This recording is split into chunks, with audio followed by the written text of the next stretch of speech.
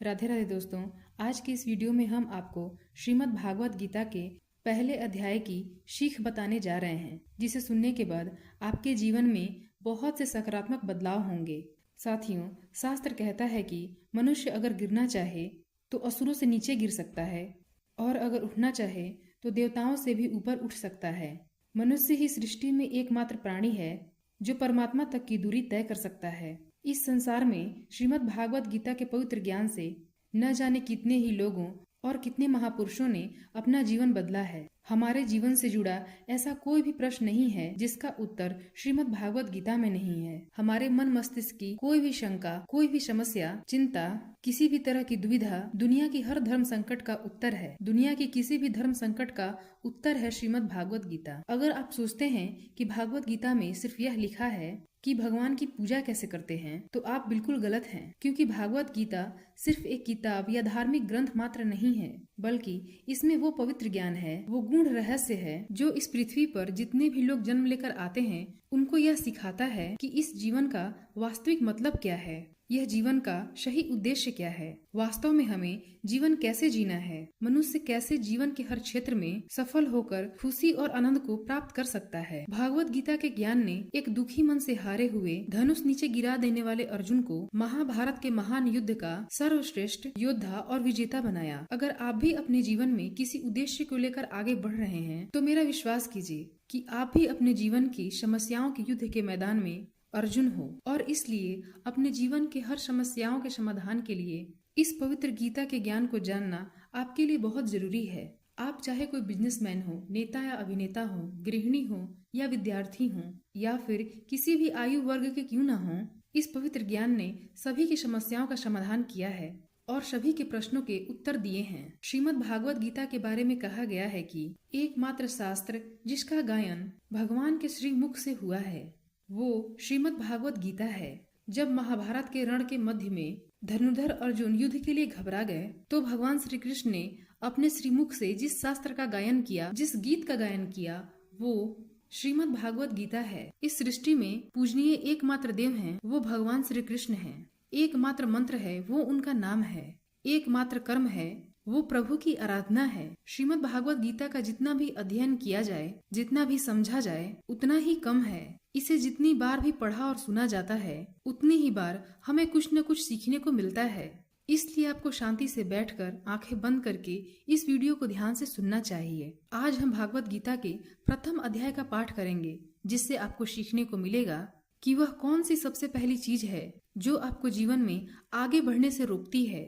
भले ही आपको बहुत सारा ज्ञान प्राप्त हो, आप में बहुत सारी योग्यताएं हों, लेकिन उस एक चीज की वजह से आप सही निर्णय नहीं ले पाते हैं या सही विकल्प का चयन नहीं कर पाते हैं और काम में असफल हो जाते हैं। तो आइए शुरू करते हैं श्रीमद् भागवत गीता का प्रथम अध्याय। साथियों, किसी भी ज्ञान की शुरुआत अज्ञानता से या उत्सुकता से होती है, उसी तरह श्रीमद् भागवत गीता की शुरुआत धृतराष्ट्र के एक प्रश्न से होती है। धृतराष्ट्र जो कि अज्ञानता के प्रतीक हैं, अज्ञान रूपी धृतराष्ट्र जिन्हें सत्य मालूम है, जिन्हें मालूम है कि इस संसार का एकमात्र सत्य परमात्मा है, लेकिन वे अपने पुत्र के मुंह में अंधे होकर जीवन जीते रहते हैं। सबको मालूम है कि धृतराष्ट्र जन्म से अंधे हैं, फिर भी उन्होंने महाभारत के युद्ध को देखा। लेकिन कैसे देखा? उन्होंने संजय की दृष्टि से देखा। संजय को दिव्य दृष्टि प्राप्त थी, वो युद्ध से दूर होते हुए भी युद्ध को देख सकते थे, और जो वो देख रहे थे वही धृतराष्ट्र को बता रहे थे। इसमें वो अपनी तरफ से कुछ भी नहीं कहते हैं, सिर्फ आंखों देखा हाल बता रहे थे युद्ध का। यानी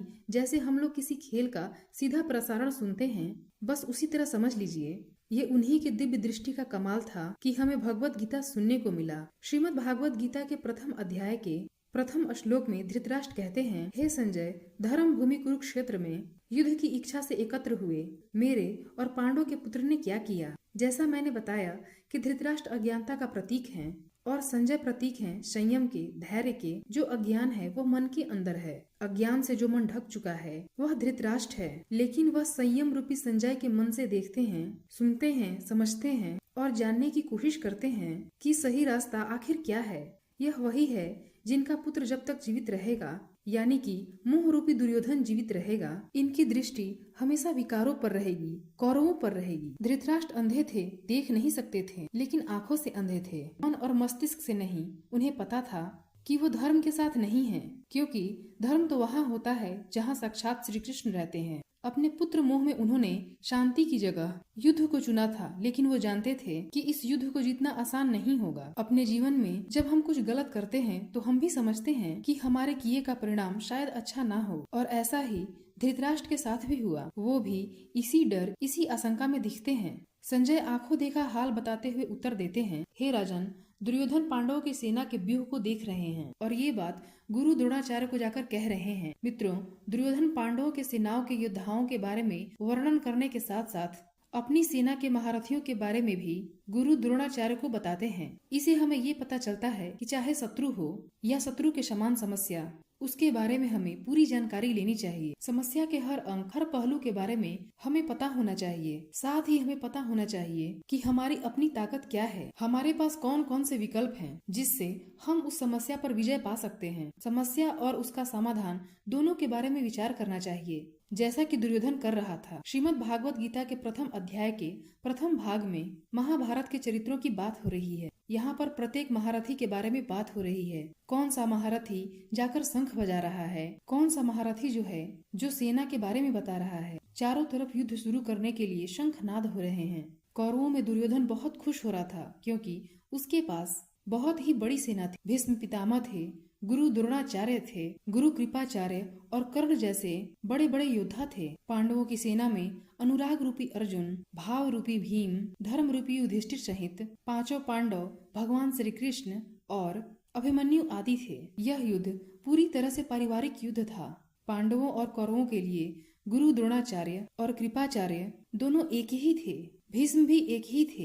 पांडव और कौरव खुद भी आपस में चचेरे भाई थे, लेकिन हर कोई जीतने के उद्देश्य से रणभूमि में आया था। इस अध्याय के 15वें श्लोक में संजय धृतराष्ट्र को बताते हैं। इस श्लोक में भगवान श्री कृष्ण को ऋषिकेश कहकर संबोधित किया गया है, क्योंकि वे ही समस्त इंद्रियों के स्वामी हैं। सारे जीव उनके भिन्न अंश हैं, अतः जीवों की इंद्रियां भी उनके ही इंद्रियों के अंश हैं। भगवान समस्त जीवों के हृदय में स्थित होकर उनके इंद्रियों को निर्देशित करते हैं। यहाँ कुरुक्षेत्र के युद्ध भूमि में भगवान कृष्ण अर्जुन के इंद्रियों को निर्देशित करते हैं, इसीलिए उन्हें ऋषिकेश कहकर संबोधित किया गया है। आप जैसे जैसे भागवत गीता को पढ़ते जाएंगे तो आप समझते जाएंगे कि बहुत सारे चरित्रों के बारे में आगे कोई बात नहीं हुई है। सिर्फ भगवान श्री कृष्ण और अर्जुन का संवाद ही सिमट कर रह गया है, क्योंकि भगवान के श्रीमुख से जो बात निकली है वह सिर्फ और सिर्फ अनुरागी अर्जुन के लिए था। जब हम इसी प्रथम अध्याय के दूसरे भाग में आते हैं तो बात होती है धनुर्धर अर्जुन के दुविधा की, उनके दुख और संशय की,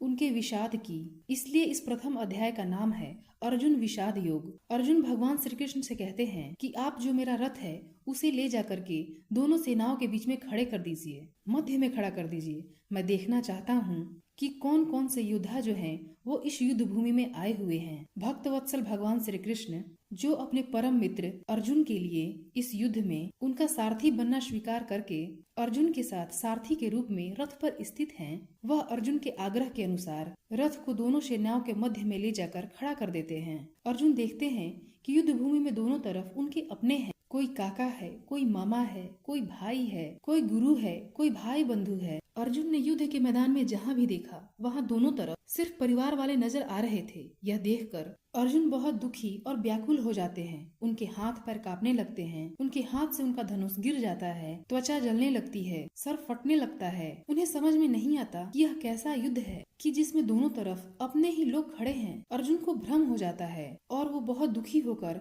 भगवान श्री कृष्ण से अपने दुख और दुविधा को प्रकट करते हैं। अर्जुन कहते हैं, हे केशव, मैं कैसे यह युद्ध कर सकता हूँ? इस युद्ध भूमि में युद्ध के लिए एकत्रित हुए ये सभी मेरे अपने हैं। मैं कैसे पितामह भीष्म और गुरु द्रोणाचार्य से युद्ध करूँगा, क्योंकि ये दोनों तो मेरे पूजनीय गुरुदेव हैं। इसलिए इन गुरुजनों को मारने से तो अच्छा है कि मैं भिक्षा मांगकर अपनी जीवन यापन करूं। हे मधुसूदन, जिन कौरवों से मैं युद्ध करने जा रहा हूँ वे सब धृतराष्ट्र के पुत्र मेरे भाई ही तो हैं, मेरे अपने हैं।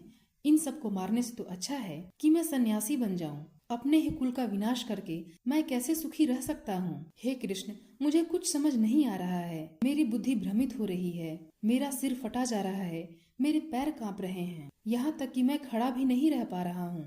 मेरी त्वचा जल रही है, मेरा गांडीव धनुष मेरे हाथों से छूट रहा है। मैं कुछ भी समझ पाने में समर्थ नहीं हूँ। मुझे इस युद्ध का लक्षण और परिणाम भी उल्टा ही दिख रहा है, विपरीत ही दिख रहा है। मैं अपने ही कुल को मारकर कल्याण नहीं पाना चाहता, और अपने ही कुल को मारने से कब कल्याण मिलता है? नहीं कृष्ण, मैं यह युद्ध नहीं कर सकता। धनुर्धर अर्जुन भगवान श्री कृष्ण को अपने से कम समझते हैं, क्योंकि अर्जुन ने भगवान श्री कृष्ण को सिर्फ अब तक अपना मित्र माना है, इससे ज्यादा नहीं माना। अर्जुन को नहीं पता था कि इसी भागवत गीता में आगे चलकर 11वें अध्याय में इसी अर्जुन को, जो अनुराग का रूप है, उसे भगवान के विराट रूप के दर्शन होने वाले हैं। धनुर्धर अर्जुन जो हैं, वो अपनी तरफ से तरह तरह के तर्क देते हैं कि अगर यह युद्ध हुआ तो करोड़ों लोग मारे जाएंगे। जो सैनिक और योद्धा इस युद्ध में मारे जाएंगे, उनकी स्त्रियों का क्या होगा? समाज कैसे आगे बढ़ेगा? और भी बहुत सारी बातें अर्जुन ने विस्तार से कही। कुल मिलाकर अर्जुन चाहते हैं कि कैसे भी करके मैं इस युद्ध से बाहर चला जाऊं या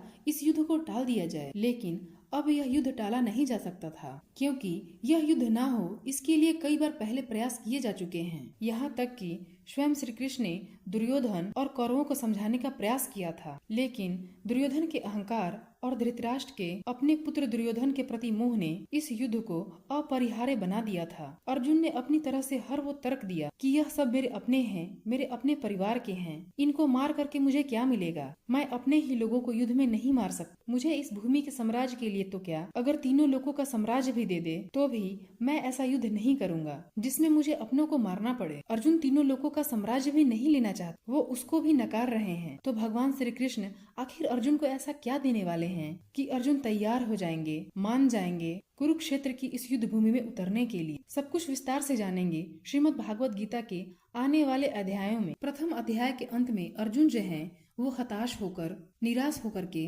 रथ में पीछे जाकर बैठ जाते हैं। अर्जुन को उस पूरी सेना के निरीक्षण में अपने सगे संबंधी दिखाई देते हैं, परिवार दिखाई देता है। जहाँ तक हमारे संबंध होते हैं वहीं तक हम अपनी दुनिया मानते हैं। अर्जुन को मालूम नहीं था कि जो उनके मित्र श्री कृष्ण हैं वो स्वयं भगवान हैं। और जब अर्जुन को यह मालूम चलने लगता है तो वे गिड़गिड़ाने लगते हैं, क्षमा मांगने लगते हैं। या अर्जुन बहुत सारे संशयों, उलझनों के बीच में उलझ चुके थे, युद्ध नहीं करना चाहते थे, लेकिन भगवान श्री कृष्ण ने उनकी हर समस्या और हर शंका का समाधान किया। दोस्तों, श्रीमद् भागवत गीता के प्रथम अध्याय से हमें यह सीखने को मिलता है कि वास्तविकता हमारी सोच से बिल्कुल अलग होती है। हमें नहीं पता होता कि जब हम कोई काम करने का निश्चय करते हैं तो वहाँ पर क्या हो सकता है। जब हम किसी बुरी चीज का सामना करते हैं तब हम संयम खो बैठते हैं और घबरा जाते हैं। घबरा जाने के बाद हम हमारा ही असली रूप भूल जाते हैं। इसी तरह हमारे शरीर और हमारे मन में भी अच्छाई और बुराई का युद्ध निरंतर चलता रहता है। धर्म क्षेत्र और कुरुक्षेत्र दोनों हमारे ही भीतर उपस्थित होते हैं, जिनके कारण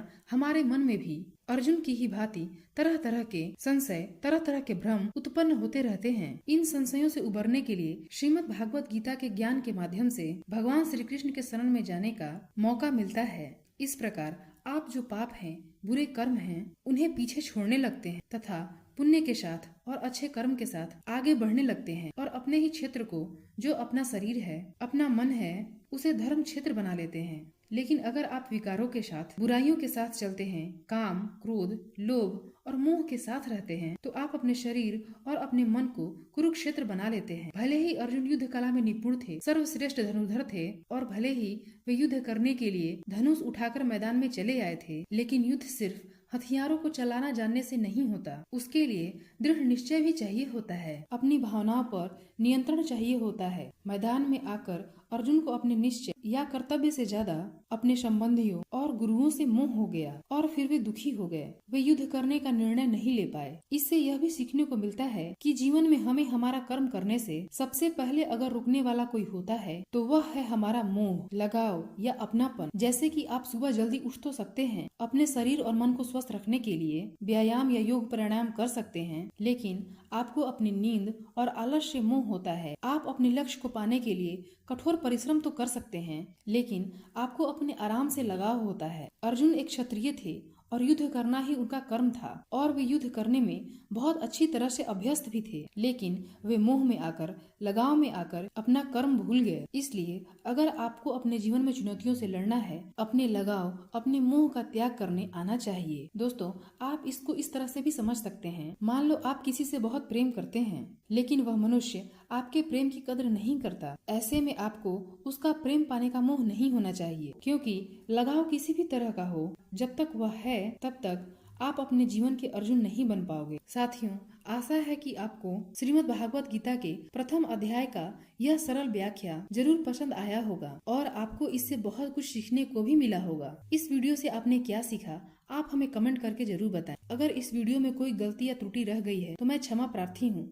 मिलते हैं अगले वीडियो में श्रीमद् भागवत गीता के दूसरे अध्याय के साथ। जय श्री राधे कृष्ण।